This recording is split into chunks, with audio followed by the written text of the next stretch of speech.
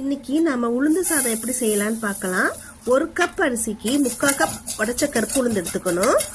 இதுக்கு பச்சரிசியோ இல்ல வெரைட்டி ரைஸோ எடுத்துக்கலாம். நான் இன்னைக்கு பச்சரிசி தான் எடுத்திருக்கேன்.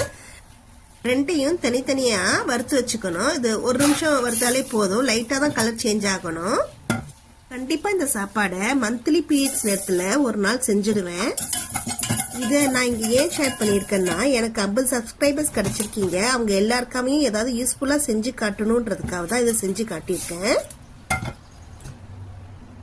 இந்த மாதிரி அரிசி உளுந்தையும் லைட்டா வறுத்து வச்சுக்கணும். இப்ப நம்ம இது எல்லாம் ஒன்னா சேர்த்து வாஷ் பண்ணிட்டு நம்ம தேவைக்கு ஏற்ற மாதிரி தண்ணி, அது கூடயே உப்பும் 4 பல்லு பூண்டு தட்டி போட்டிருக்கேன்.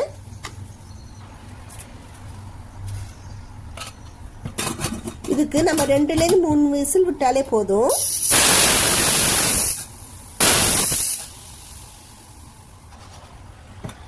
இப்ப இதுக்கு தேவையானதை தாளிச்சுக்கலாம்.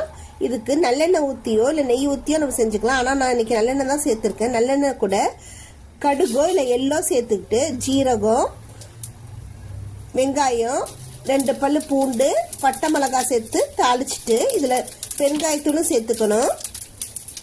எல்லாம் வதங்கினதுக்கு அப்புறம் ஒரு பிடி தேங்காய் பூவும் வதக்கினதையும் சாதத்து கூட போட்டு மிக்ஸ் பண்ணிட வேண்டியதான். இது கூட நம்ம தொட்டுக்கிறதுக்கு காரமா ஒரு வறுவல் செஞ்சுக்கலாம். அப்படி இல்லாட்டி பச்சடியும் வச்சுக்கலாம். நம்ம ஃபர்ஸ்ட் டைம் பிள்ளைங்களுக்கு செய்யும் போது அவங்களுக்கு பிடிச்ச மாதிரி சிப்ஸ் கூட வச்சு கொடுங்க.